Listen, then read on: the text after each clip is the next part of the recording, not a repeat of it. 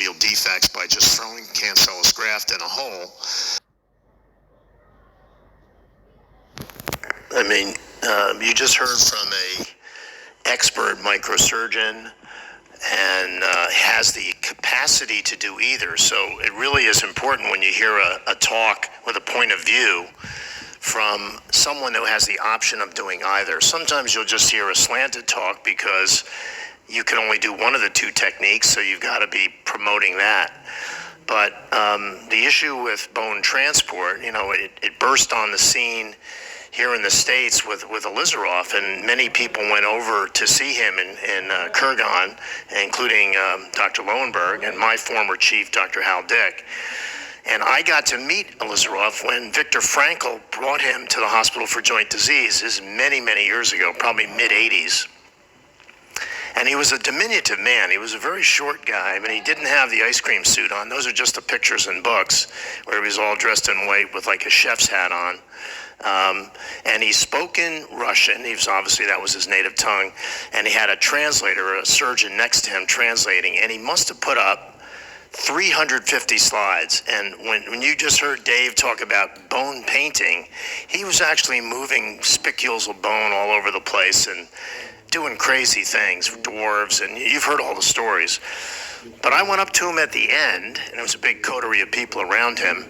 And I just wanted to, ask him some questions. So finally got my chance to, as a young surgeon, to ask the professor some questions. And I said, so what do you do with infections? So finally that was translated to him, and he said, we have no infections.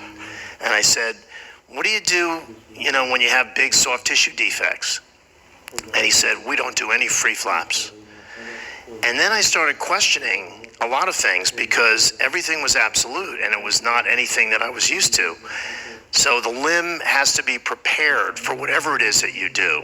And soft tissue reconstruction is important. And he didn't really talk about the issues. Dave touched on some of them. Docking problems, non-union problems, pin track breakage problems, the fact that the patients are often on narcotics for long periods of time, and depending on their psychological makeup, some of them beg you to take the frames off beforehand. So there are a lot of issues with it, but it obviously you can do dramatic things with it, and Dave has saved so many limbs, and his paper about limb salvage versus amputation is extremely important because we tend to be a little bit nihilistic about it and just say, well, you're a two-time loser, why don't we do an amputation, as if that was the greatest operation in the world. But, I'm not the expert on bone transport that he is, so I'm going to talk about what I know about, which is vascularized fibular transplants. And a lot of the criticisms, or actually observations, that Dave made, some of them are true, that they do stress fracture. But the beauty of a stress fractured fibula is that's a stimulation to bone hypertrophy. So a living bone graft, when it fractures, heals like a regular normal bone, and it actually makes it heal faster. So I don't think that those things are bad, and I've used them not only in the tibia, but in the femur, and obviously in the upper extremity, when they're defects greater than 6 centimeters. And Bill Enneking, who's a famous orthopedic surgeon from the University of Florida, he wrote that if it was over 6 centimeters, you couldn't use a standard cancellous bone graft. And if it was over 6 centimeters, you needed to do something special, whether that be vascularized fibula or, bone transport.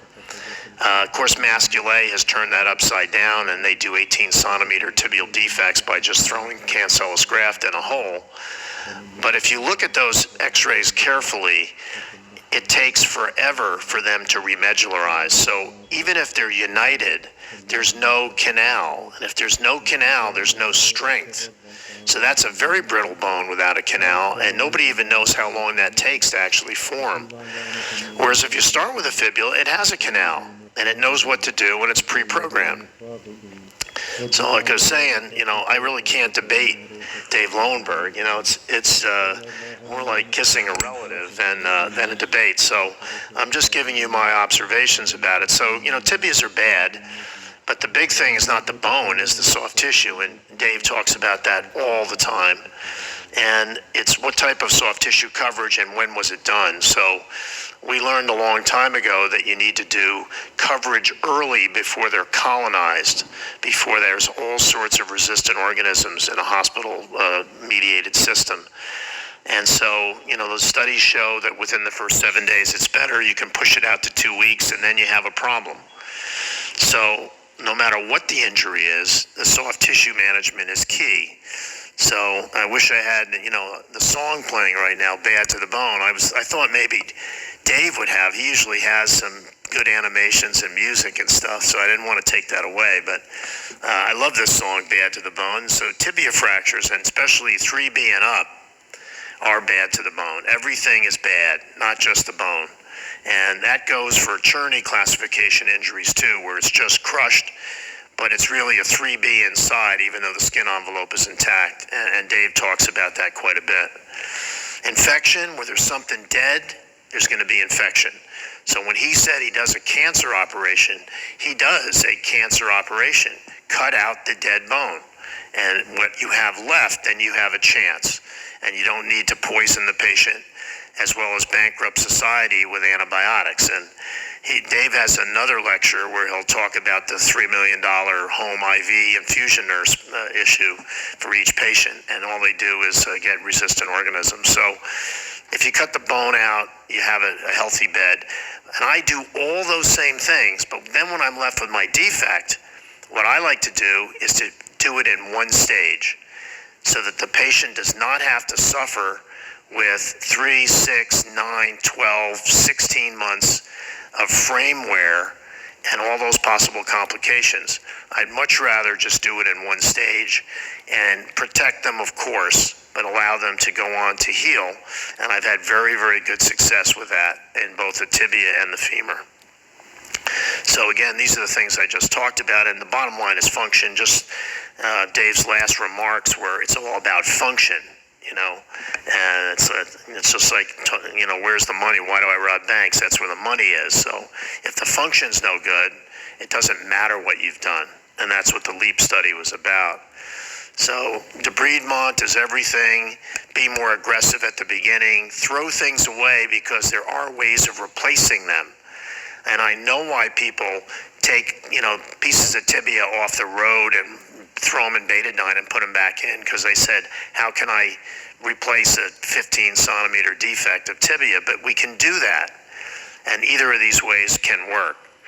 But that's basically what I always try to do. I'm very, very aggressive and worry about the reconstruction second and the debridement first. And I do like to do definitive coverage, so I have a big hole. I'm not going to wait to try to get a bone transport to bring skin down and muscle to cover it. I'm going to cover it first with, if local flaps are available, or a free flap. So I don't mind doing 2 free flaps or an osteocutaneous flap, which brings a skin paddle with the bone. And I'll show some cases about that. So 3 Cs are supposed to be automatic amputations, but the LEAP study showed that just because your posterior tibial nerve isn't working when you first examine it, doesn't mean that it can't come back from a neuropractic lesion. So some of those patients actually did have sensation on their foot later. But I think if you have to revascularize the foot, I think it's a different situation. So if you have a viable foot with diminished sensation, I think that still may be salvageable based on the data that's out there. So I like to do gastroc flaps if the zone of injury has not precluded that. And Dave's case earlier, where everything went bad, was because that was a knee dislocation, which avulsed the sural arteries from their parent vessels. But most of the time, that's not the case, and there is good blood supply, and it's a very, very reliable pedicle, and the muscle can be harvested by taking the tendon distally and proximally, and then you can get the most swing room and the most rotation to be able to either cover a mid-tibial defect and certainly a proximal tibial defect. And so once you go past the mid-tibia, you're not going to be able to cover it with a gastroc. Then you have to start getting soleus flaps. And then once you get down to the bottom, I wanted to show, I put this slide in there for you, Dave. This is medial and lateral gastroc being raised to cover a large open knee wound. This actually covered it beautifully without having to do a free flap in this leg with a spanning fixator on. And that covered it up, and you can see it's quite robust. The lateral gastroc is always a lot smaller and less reliable than the medial, but the medial is really quite good. You can also use other flaps that are nearby. This is a vastus lateralis flap that I did, and that can be useful. But down here, and these devitalized wounds down here, you need to put a free flap on first and then decide what you're going to do next. And if it's a short defect and you've got a flap on, you certainly can do standard cancellous grafting, and I would do that. But to me, past 6 centimeters or 8 centimeters, I'm doing a vascularized fibula. So these are all the flaps, but the workhorse flap, just as Dave said earlier, is the latissimus, occasionally the rectus, but mainly the latissimus. So when I need bone, I take the fibula with skin. So latissimus is your big flank steak. And you can take a gigantic amount of muscle or part of it, as he said earlier, with a reliable pedicle and cover just about anything. And then once you have that, not only do you sterilize an infected wound, but you give cancellous graft vascularity to be able to not only heal but remodel. Okay, so this happens to be the case that I wanted to show, and it's a 3B open tibia. Guy was hit by a car, and he had a debridement at one of the local city hospitals, and a fixator was put on, and then ultimately the patient had got an infection, had a large cavitary defect, and then was transferred. So he had an open tibia infected with a loss of substance, bone, and soft tissue. And so he got another radical debridement, and then an application of a unilateral fixator. And this is when I was using these, and these could be loaded and dynamized and what have you. And there's the defect. And this was covered first with a medial gastroc flap at the time of debridement. But there was no attempt here to try to get the right leg length. The leg was shorter. It was all about infection and getting the wound healed. And this was just a nursing frame. So that was done. The patient was on antibiotics, probably too much antibiotics for staph-sensitive infection. And I put this slide in, Dave, just so you know, I do use circular fixators too. But I used it to gain the length of the leg and to gain the alignment of the leg. So it was a temporary use of a circular frame with no intent to do bone transport. And I know you would have probably just put another couple rings on and just close that up.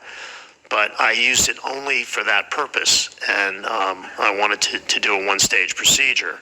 So that was the gastroc that was done, and that's the way that anterior skin healed up after the gastroc was on there.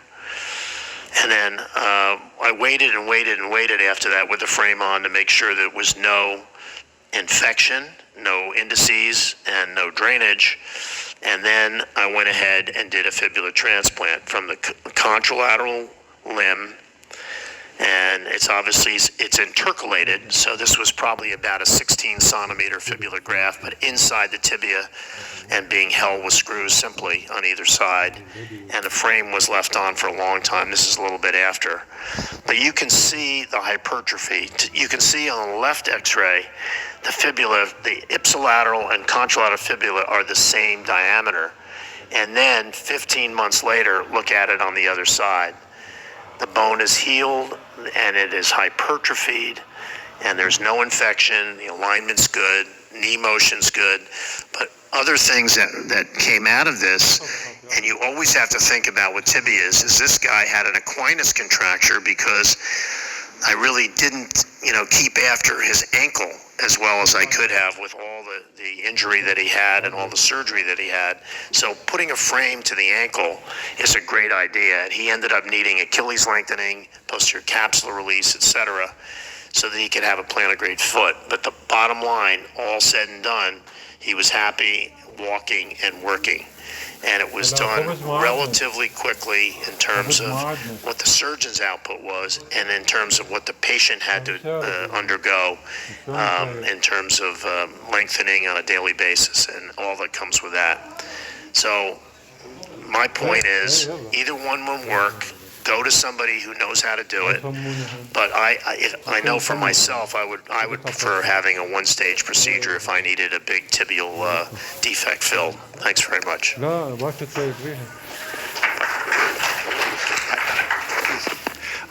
I agree with everything you said, Mel. Bottom line, yeah. Those are all valid points. You brought up one thing I think is really important, and that's the equinus that develops if we just don't pay attention. And I've been guilty of this so many times, I can't tell you.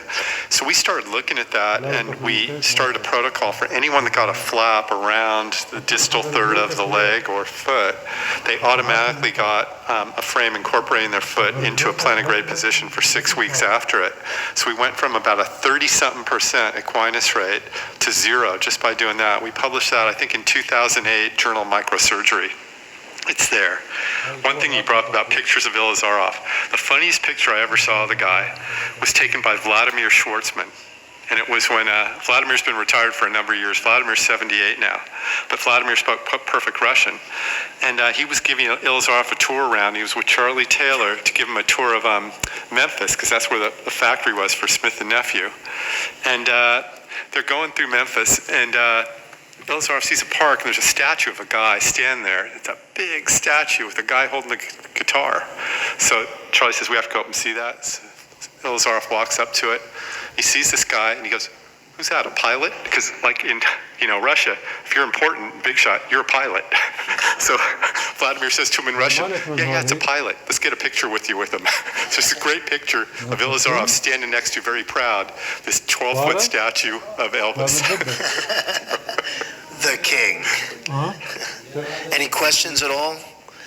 Because Dave's going to be heading off. He's got to fly back to California. Anybody have any experience with trying to reconstruct one of these? Or struggling with them? I mean, how far would you say the initial treating physician should go, Dave, beyond the initial cleansing and debridement in trying to get something like this healed? I mean, everyone's enamored of the masculate technique. I mean, my case could have been done with a masculate technique. I mean, should it have been? I was supposed to be at CCOT in September to debate Alan Mascalet on this. The problem with the Mascalet technique, even the good results, is they're implant-dependent unions for the most part. You'll rarely see anyone show them where there isn't a bunch of metal in there. And I'm not convinced all of them are healed.